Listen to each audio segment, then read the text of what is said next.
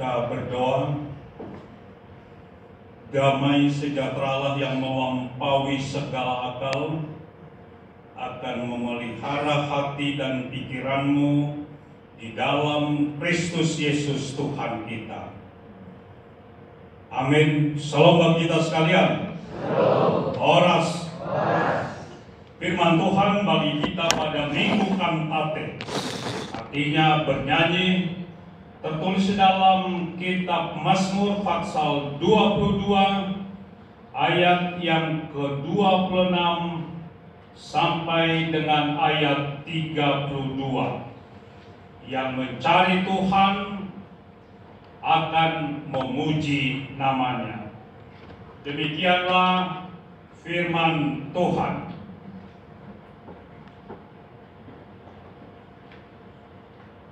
Karena Engkau, aku memuji-muji dalam jemaah yang besar.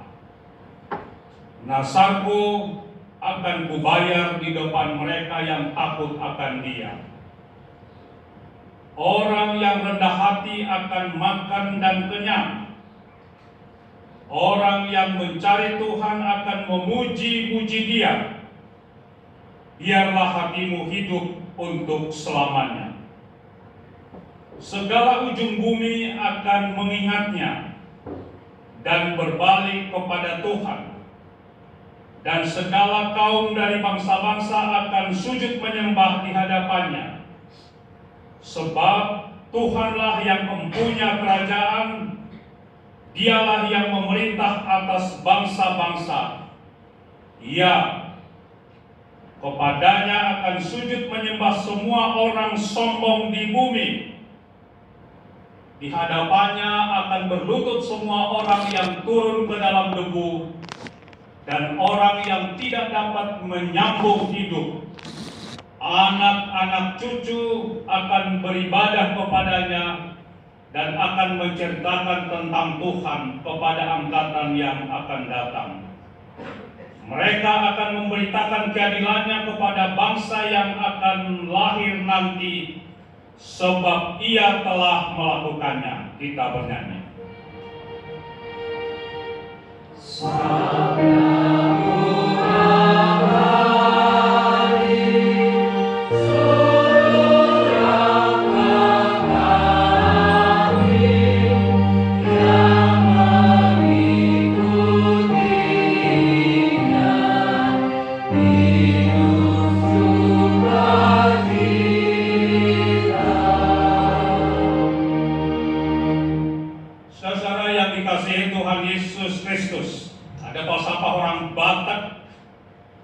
Mengatakan 3H, Hamoraon, Hagabeon, Hasanapon. Saya pikir tidak usah terjemahkan dalam bahasa Indonesia karena kita semua tahu tentang hal itu. Saudara, Daud sudah memiliki 3H tadi. Mulai sejak muda kita tahu siapa dia. Bahwa ia sebagai seorang gembala yang bertanggung jawab. Dia tampil di depan. Dia menjaga seluruh dombanya. Bukan tampil di belakang.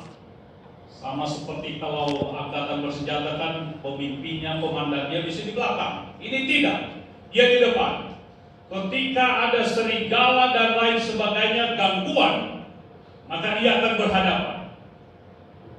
Ia sangat sayang kepada apa yang digembalakannya. Saudara, Tuhan menyertai dia dalam pekerjaannya sejak muda. Kita lihat. Baru ada masalah yang dialami oleh Daud. Di tengah-tengah keluarganya, ketika ada pemilihan mau menjadi pemimpin yang diminyaki oleh Samuel, Daud tidak diperhitungkan oleh bapaknya Isai dan abang-abang. Tapi lihat sikap apa yang dilakukan. Ketika dalam proses itu kita semua tahu, mulai Abia dan anak-anaknya yang ganteng-ganteng, supaya diminyaki mau menjadi raja. Tetapi saudara, kita lihat bukan ini yang dipilih Tuhan. Yang kedua, ketiga, dan seterusnya. Pertanyaan, masih adakah anakmu? Tapi dia peternak. Silahkan panggil dia. Saat dipanggil, dia berjalan depannya, dan imam itu mengatakan, silahkan urapi dia. Dan mulai dari situ roh Tuhan tampil ada di dalamnya, di dalam hati dan pikirannya. Tapi ia tidak sombong, ia tidak bersendam kepada abang-abangnya dan kepada bapaknya yang tidak memperhitungkan dia. Saudara-saudara, bagaimana dia berhadapan dengan Goliat? Goliat mengandalkan kekuasaan kehebatannya, tetapi Daud tidak. Dia katakan, aku mengandalkan Tuhan. Luar biasa iman kepercayaan. Dia tidak mengandalkan kekuatan persenjataan dan lain sebagainya, tidak. Tetapi ia mengandalkan Tuhan yang begitu besar menolong dia. Dalam proses dia menjadi raja, saudara-saudara, bagaimana kita lihat?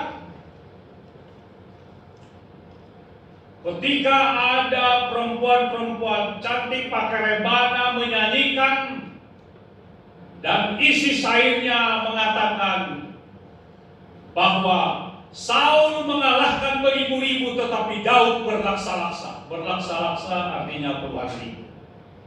Ada kecemburuan bagi Saul. Walaupun saudara-saudara secara kekeluargaan adat Batak, ya sebenarnya tulangnya itu, namanya itu. Tetapi kita lihat beberapa kesempatan untuk mau membunuh Daud. Tetapi ada kesempatan bagi Daud, untuk membunuh Saul, tetapi ia tidak lakukan. Karena ia berkata, saya tidak akan membunuh orang yang telah diurapi Tuhan. Pesan apa yang disampaikan? Dia tidak pernah dendam kepada siapapun, termasuk kepada orang yang membunuh dia. Dan yang terakhir, saudara-saudara, ketika ia 40 tahun menjadi raja di Israel, anaknya sendiri mau menggantikannya sekaligus mau membunuhnya. Tetapi sekali lagi ia tidak balas dendam. Saudara-saudara yang dikasihi Tuhan, Daud dalam Mazmur ini, kalau kita baca semua Mazmur 150 pasal, bahwa Mazmur Daud yang paling banyak dalam kitab Mazmur ini.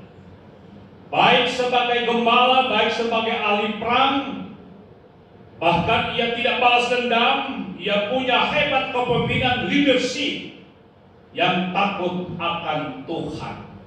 Karena itu kalau saudara ingat Mazmur 23, Tuhan adalah gembalaku, takkan kekurangan aku. Sesuai dengan konteks itu, dalam bentuk pujian dan nyanyian juga ada itu.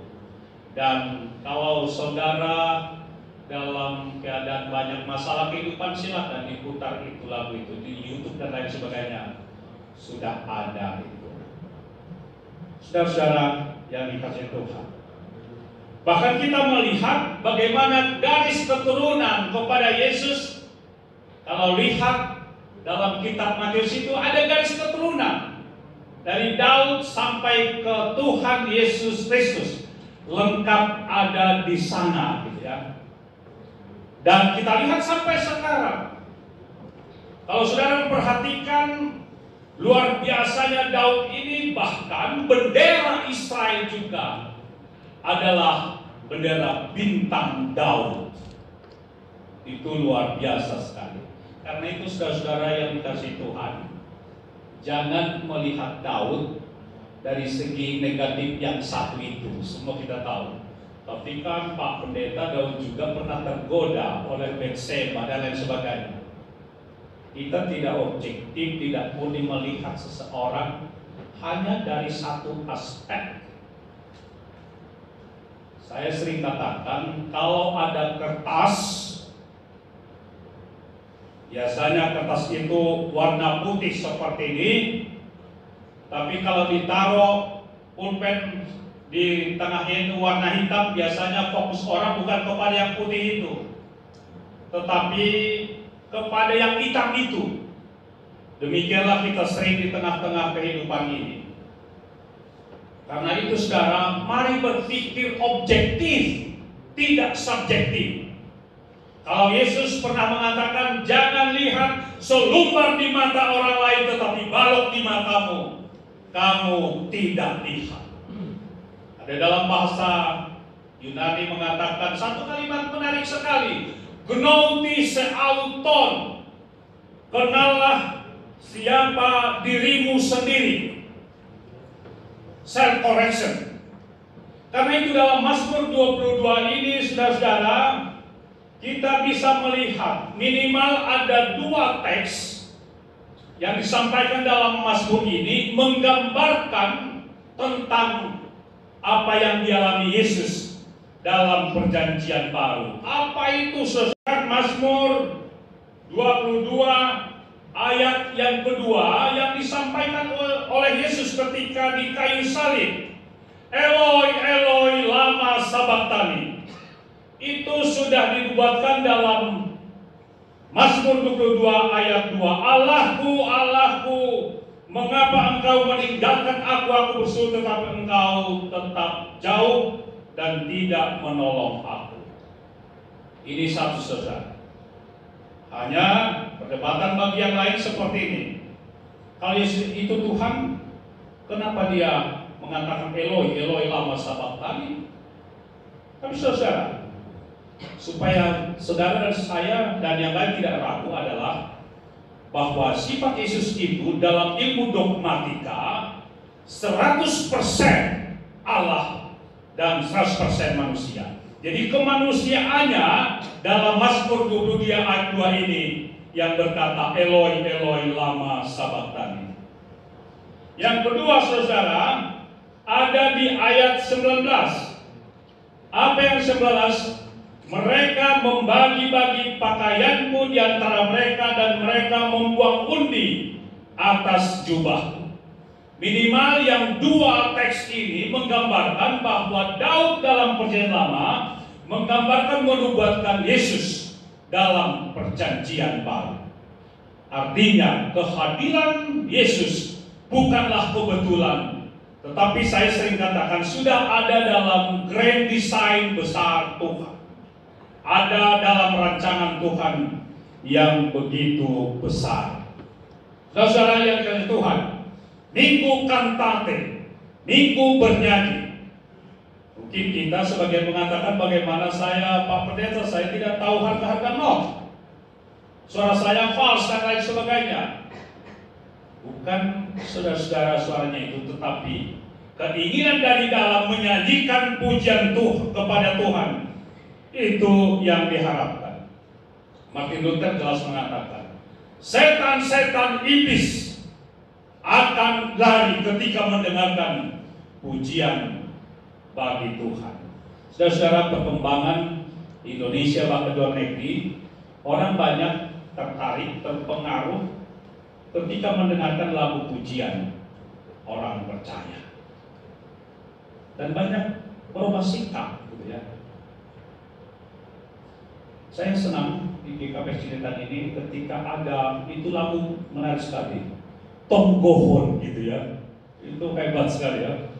Kalau lihat di YouTube semua kan sudah beredar itu ya. Itu pengaruh lagu itu hebatnya ini itu kan. Apalagi ada satu lagi lagu The Prayer gitu ya.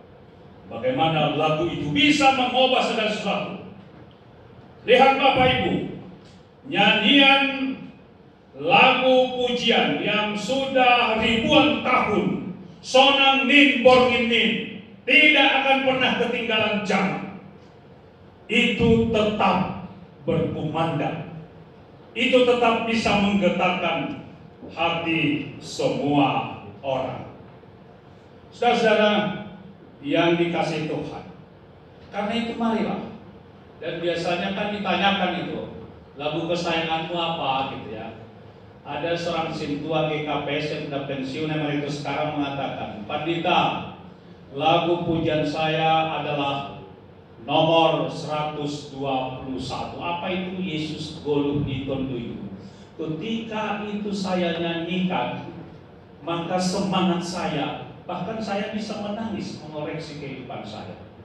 Karena itu dia saudara, lagu pujian apa gitu, apa yang kenangan lagu favorit saudara, biasa itu. Ketika itu menyanyikan, aduh, itu luar biasa. Dan banyak orang terkenal karena melalui lagu pujian, apakah rohani, apakah itu sekuler.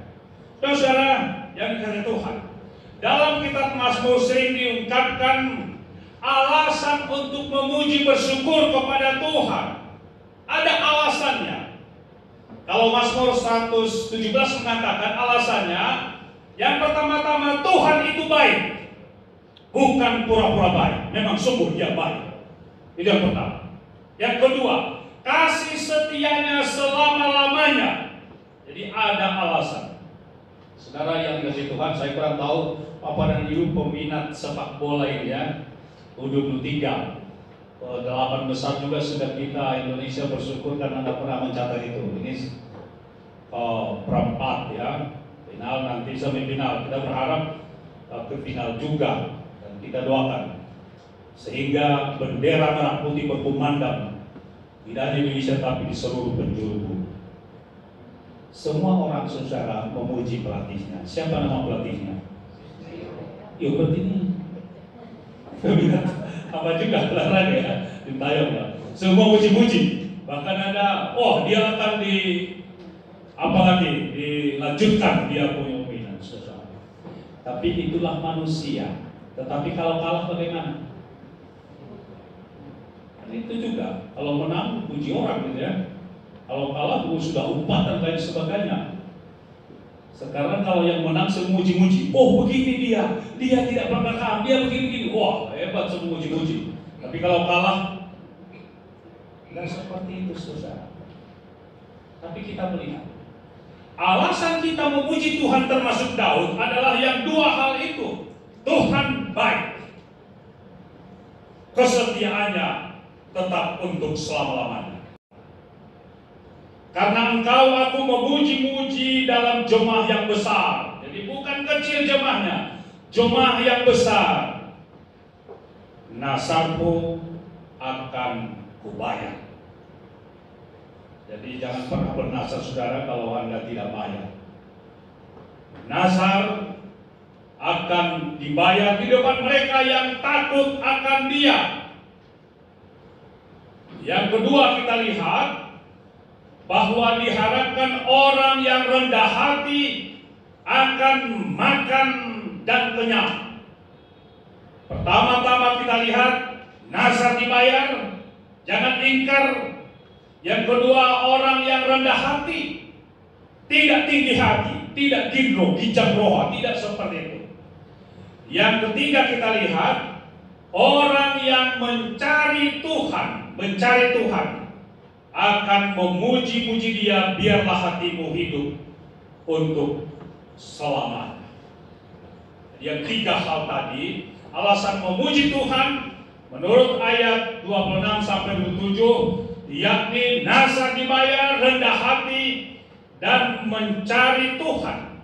Dan akibatnya itu, dampaknya itu, segala ujung bumi akan mengingatnya, seluruh dunia. Apalagi zaman sekarang kan zaman digital teknologi. Sekarang saya khotbah bisa sebentar lagi beredar kemana-mana kan. Kalau sini hanya ratusan orang kan, bisa ribu bahkan bisa jutaan orang. Saya senang saudara ada program saudara kita gereja ya, berita gereja gitu ya. Dan ini diharapkan dalam 2 tahun ini ada 10.000 para jurnalis Kristen di Indonesia. Dan tidak hanya berita tentang berita jemaatnya, tetapi melalui khotbah dan lain sebagainya akan bergerak. Ya. Berita gereja.com. Jadi itu akan menjangkau semua orang, saudara. Itu sekaligus dalam rangka perintah sending. Ayat 28-29, bagaimana yang disampaikan saudara, segala bumi akan mengingatnya dan berbalik kepada Tuhan, dan segala kaum dari bangsa-bangsa akan menyembah di hadapannya. Berbalik kepada Tuhan. Dalam istilah singkatnya saudara adalah Zionisme. Kembali ke Sion. Ada para teolog mengatakan ketika sudah ada Zionisme kembali ke Sion, Perang Dunia Ketiga dan lain sebagainya, maka disitulah kedatangan Tuhan yang kedua kali. Tapi itu bukan urusan kita. Kadang-kadang kan orang diurus yang bukan urusannya. Soal kapanpun Tuhan itu datang, saya sudah siap. Saudara sudah siap, bersiap siaga. Itu yang diharapkan. Dan yang terakhir saudara, setelah mendengarkan firman Tuhan, ada 3 hal yang disampaikan dalam 30-32, silakan di rumah nanti dibaca kembali. Pertama-tama ada pertobatan. Tidak sombong lagi di tengah-tengah kehidupan. Orang percaya pengikut Tuhan, tidak ada kamu sombong dalam kehidupannya, tetapi rendah hati. Yang kedua, yang luar biasa saudara, anak cucu generasi yang akan datang akan memuji memuliakan Tuhan. Generasi berikutnya, generasi muda kita, milenial kita. Baru yang ketiga, yakni memberitakan tentang keadilan Tuhan, yakni tentang Yesus Kristus. Itu di ayat yang terakhir begitu tegas, bangkitlah ya Tuhan.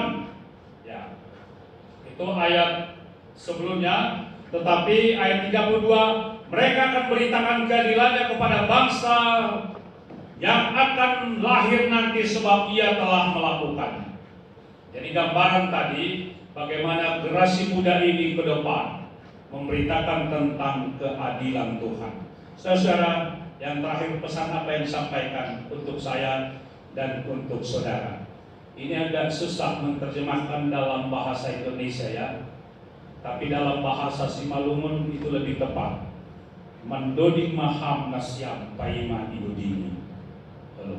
Usah mesin ketai dan sinto kita lagi nggak bisa, tidak menyanyi lagi kan gitu. Idodini lah dia kan, tolong doa ini ibadahku dan lain sebagainya. Ketika masih ada kesempatan untuk bernyanyi, silakan bernyanyi memuji Tuhan. Ketika kesempatan masih ada, silakan datang ke gereja memuji memuliakan nama Tuhan. Ini yang pertama. Yang kedua, fokus pujian kita hanya kepada Tuhan. Gloria Dei, kemuliaan Tuhan, bukan Gloria Homini, bukan kemuliaan manusia. Dan yang ketiga saudara, bagaimana yang saya sebutkan tadi, silahkan. Zaman sekarang sudah canggih. Kalau saudara memang ada persoalan perhubungan kehidupan, dan biasanya pasti ada, silahkan. Sekarang di YouTube di mana-mana sudah ada lagu-lagu pujian.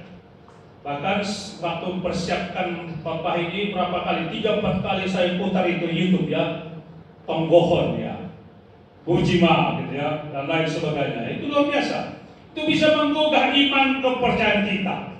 Karena itu sekali lagi apa dikatakan oleh Martin Luther, setan-setan akan lari ketika memuji, memuliakan nama Tuhan. Amin. Kita sambut dengan nyanyian.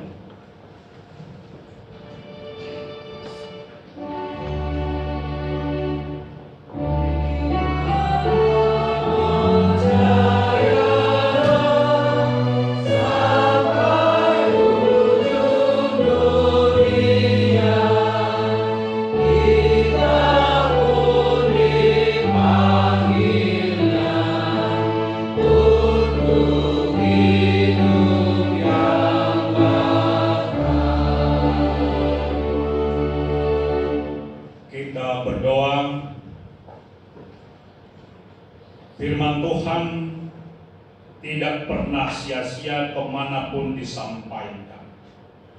Dan itulah keyakinan kami melalui kebenaran dan kuat kuasa firman-Mu mengingatkan kami untuk selalu memuji memuliakan Tuhan dalam hidup ini. Kami yakin dan percaya Roh-Mu yang kudus menolong kami tidak hanya menjadi pendengar, tetapi menjadi pelaku-pelaku firman-Mu. Terimalah berkat dari Tuhan Allah. Tuhan memberkati engkau dan melindungi engkau. Tuhan menyinari engkau dengan wajah-Nya dan memberi engkau kasih karunia. Tuhan menghadapkan wajah-Nya kepadamu dan memberi engkau damai sejahtera. Amin.